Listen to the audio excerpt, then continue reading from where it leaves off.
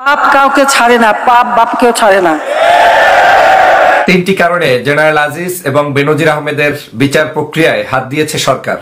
প্রথম কারণটি হচ্ছে, দর্শক শ্রোতা, এবার কঠিনভাবে শপথ করলেন প্রধানমন্ত্রী। দর্শক শ্রোতা, এই দিকে বেনজিরের যে অবৈধ সম্পদ রয়েছে সব সম্পদ জব্দ করা হবে এবং কঠিন শিক্ষা দেওয়া হবে বেনজিরকে। আজকে ভিডিওটি দেখলে কিন্তু অনেক তথ্য আপনারা জানতে পারবেন, যার কারণে সম্পূর্ণ ভিডিওটা না টেনে দেখতে চেষ্টা করবেন। আজকে ভিডিওটি কিন্তু খুবই একটি ইম্পর্টেন্ট ভিডিও।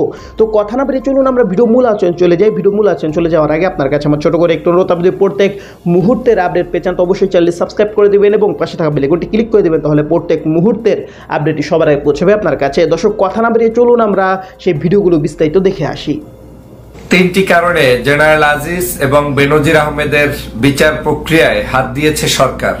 প্রথম কারণটি হচ্ছে, এই সরকার বহির্বিশ্বে দেখাতে চায় যে জেনারেল আজিজ এবং বেনজির আহমেদকে তোমরা যে নিষেধাজ্ঞা দিয়েছ, সেই নিষেধাজ্ঞাকৃত ব্যক্তিদের বাংলাদেশে আমরা সুষ্ঠু সুন্দরভাবে বিচার করতে সক্ষম, তাদেরকে বিচারের কাঠগড়ায় দাঁড় করানো হয়েছে এবং এই বিচার প্রক্রিয়ার মধ্য দিয়ে তারা প্রমাণ করতে চায় যে বাংলাদেশে সুষ্ঠু সুন্দর বিচার হয় এবং সেই বিচারের কাগজপত্র বিদেশিদের কাছে প্রমাণ সাপেক্ষ দেখিয়ে তাদের উপরে, র্যাবের উপরে এবং সেনাবাহিনীর উপরে ভবিষ্যতে যে ধরনের নিষেধাজ্ঞা আসার সম্ভাবনা বা তাদের উপরে যে মিশ্র প্রতিক্রিয়া রয়েছে সেখান থেকে তাদেরকে উদ্ধার করাই হচ্ছে সরকারের এখন মূল কাজ।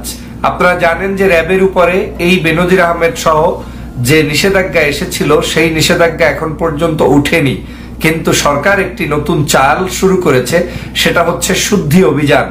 তাদের নিজেদের মধ্যেই নিজেদের এই অভিযানকে পরিচালনা করে তারা সামান্য সময়ের জন্য এই ব্যক্তিদ্বয়টিকে কষ্ট দিয়ে তারপরে তারা তাদের মূল মাকসুদ পূরণ করতে চায়, তথা তাদের যে মূল টার্গেট সেটা হচ্ছে আজকের এই র্যাব এবং সেনাবাহিনী এটাকে যাতে নিষেধাজ্ঞা মুক্ত করা যায়। দ্বিতীয় কারণ হচ্ছে, শেখ হাসিনার এবং শেখ হাসিনার পরিবারের আপন আত্মীয় স্বজন, সজীবদের জয় সহ যে সকল দুর্নীতিগ্রস্ত ব্যক্তি রয়েছেন, এই দুর্নীতিবাজদের নাম হিডেন করার জন্যই শুধুমাত্র চাকর বাকরের নাম সামনে নিয়ে আসা হয়েছে, যাতে করে বাংলার অগণিত সহজ সরল মানুষকে বুঝিয়ে তোলা যায় যে শেখ হাসিনা হচ্ছে বাংলাদেশের সবচেয়ে একজন দুর্নীতি মুক্ত সরকার প্রধান। তিনি সকল দুর্নীতিবাজদের শায়েস্তা করেন, তিনি তার ঘরের এই কাজের বুয়া, চাকর বাকর, মালি, ড্রাইভার এদেরকে একটু শাস্তির আওতায় এনে মূল নাম সজীবদের জয়, শেখ হাসিনা, শেখ রেহানা, তারপরে ববি, তারপরে তার মেয়ে পুতুল, এদের সকল দুর্নীতি, বেয়াই আত্মীয় স্বজন, মামাতো ভাই, ফুফাতো ভাইয়ের দুর্নীতিগুলোকে গায়েব করতে চায়, মানুষের কাছ থেকে দৃষ্টিগোচর করতে চায়। আর তৃতীয়ত হচ্ছে, বাংলাদেশের এই অবৈধ সরকার তাদের যে এই মুহূর্তে সরকার হিসাবে যে অবৈধভাবে পরিচালনা করছেন, এই অবৈধভাবে পরিচালনার জন্য তারা যে সময়টা নিচ্ছেন, এই সময়টাকে যে কোনো মূল্যে তারা বিভিন্ন ইস্যু সৃষ্টি করে তারপরে এই সময়টা পার করতে চান। আর এই সময়টা পার করতে হলেই তাদেরকে কিছু কিছু উদ্যোগ গ্রহণ করতে হবে, যেই উদ্যোগে সাধারণ মানুষরা খুব হাতে তালি দিবেন, কিন্তু বাস্তবতা হচ্ছে আপনারা আসল উদ্দেশ্য ভুলে যাবেন। যেমন বাংলাদেশের বড় বড় গডফাদার, চোর, ডাকাত, দুর্নীতিগ্রস্ত, ভোটাধিকারবিহীন এই সরকার, এই সরকারের আসল চরিত্র জনগণের কাছ থেকে মুছে দিয়ে শুধুমাত্র সামান্য কিছু লোকদের চরিত্র সামনে এসে আপনাদের সামনে উপস্থাপন করা হবে। এর সাথে আরো যে বড় কারণটা রয়েছে সেটা হচ্ছে, এই সরকার চায় তার আমলে যারা তাকে সহযোগিতা করেছে ওদেরকে তাদের আমলেই বিচারিক প্রক্রিয়ার মধ্য থেকে রিফাইন করে তাদেরকে সুষ্ঠুভাবে, সুন্দরভাবে বেঁচে থাকার নতুন জীবন উপহার দেয়া, তথা বিচার প্রক্রিয়ার মধ্য থেকে তাদেরকে নিষ্পাপ, নিষ্কলুষ প্রমাণিত করাও হচ্ছে তাদের আরেকটি উদ্দেশ্য। অতএব এই সরকারের এই উদ্দেশ্যগুলো সম্পর্কে সচেতন হোক, তারপরে এদের সম্পর্কে জাতির কাছে সঠিক তথ্য উপস্থাপন করুন। সবার আগে আমাদের চিন্তা করতে হবে ফ্যাসিবাদ হাসিনার পদত্যাগ, পতন, এবং তাহলেই বাংলাদেশের দুর্নীতি মুক্ত, সুষ্ঠু, সুন্দর ভোটাধিকার প্রতিষ্ঠার রাষ্ট্র প্রতিষ্ঠিত হবে। আর তা না হলে এদেশের মানুষ গণতন্ত্র ফিরে পাবে না। আসুন সবার আগে শেখ হাসিনা, শেখ পরিবার এবং তাদের দুর্নীতিকে। তো দর্শক, আপনার ভিডিওটি দেখলেন, ভিডিও দেখে যদি আপনার কোনো মন্তব্য থাকে তাহলে অবশ্যই কমেন্ট বক্সে আপনার মূল্যবান মন্তব্য জানিয়ে দিবেন। দর্শক, এখন আমরা পরবর্তী আরেকটি ভিডিও দেখব, যেটার দ্বারা আমরা আরও কিছু তথ্য কিন্তু আমরা জানতে পারবো। দর্শক, চলুন আমরা সেই ভিডিওটি বিস্তারিত দেখে আসি। পাপ কাউকে ছাড়ে না, পাপ বাপকেও ছাড়ে না।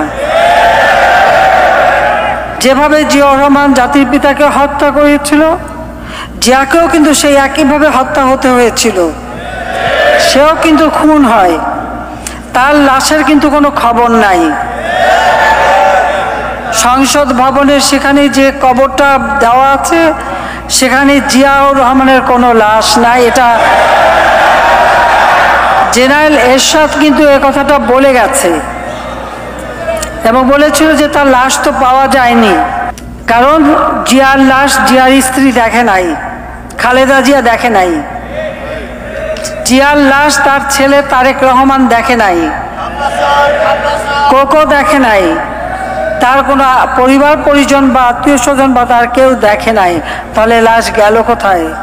হ্যাঁ, জেনারেল এরশাদ অতি ধূর্ত লোক ছিল বলে একটা বাক্স এনে সেই বাক্সটা নিয়ে জনগণকে ধোঁকা দিয়ে সেটা ওই সংসদ ভবনের জায়গায়, সেটাও একটা অবৈধ স্থাপনা, সেখানেই মাটি দিয়ে রেখে দিয়েছে। এবং আমি দেখি বিএনপি নেতা কর্মীরা যে সেখানেই তারা ফুল দেয়, কিন্তু কাকে দিচ্ছে ফুল তারা কি তা জানে? জানে না, জানে না। আজকে আপনারা দেখেন, খালেদা জিয়া 15ই ফেব্রুয়ারি যখন আমরা শোক দিবস পালন করি, আমাদের অনেক চেনা পরিচিত আত্মীয় অনেকেরই তো 15ই আগস্ট জন্মদিন, কেউ তো পালন করে না, কেউ তো ওই দিন, কারণ একটা দিন কতগুলি মানুষকে হত্যা করেছে। আর সেই দিনটা খালেদা জিয়ার ক্ষমতা আসার পর, তাও যখন সে 91 সালে জামাতের সাথে হাত মিলিয়ে ক্ষমতা আসলো, তারপরে হঠাৎ করে শুনলাম তার জন্মদিন 15ই আগস্ট।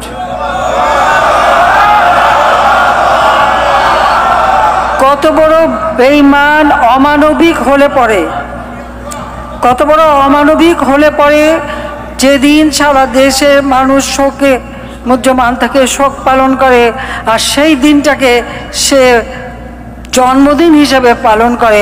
অথচ তার বিয়ের সময়ের যে বয়স, জিয়াউর রহমান তো সেনা অফিসার ছিল, একজন সেনা অফিসারকে সবসময় লিখতে হয় যে তার মৃত্যু হলে তার কোনো টাকা পয়সা সম্পদ কে পাবে, নেক্সট টু কিন বলা হয়। সেখানে যে হিসেব আছে সেখানে তো 15ই আগস্ট নাই। খালেদা জিয়া একবার পরীক্ষা দিয়েছিল ম্যাট্রিক, যদিও ফেল করেছে, কিন্তু সেখানেও তো তার জন্ম তারিখ, সেখানেও তো 15ই আগস্ট নাই। তার বাবার দেওয়া নিজের যে একটা পত্রিকায় তার বাবা যে কথা বলেছে, যে কথাগুলি বলেছিল, তার মেয়ে যখন প্রধানমন্ত্রী হলো বাবার কাছ থেকে ইন্টারভিউ নেওয়া হয়েছিল, সেই ইন্টারভিউতে যখন কথা বলে তখনও সেখানে খালেদা জিয়ার জন্মদিন 15ই আগস্ট বলা হয়নি, সেখানেও নাই। তাহলে একটা মানুষ কতটা অমানবিক হলে পরে একটা শোক দিবসকে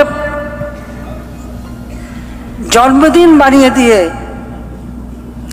সেই উৎসব পালন করতে পারে আর বড় বড় কেক কাটতে পারে। একটু চিন্তা করে দেখবেন যে কত বড় অমানবিক।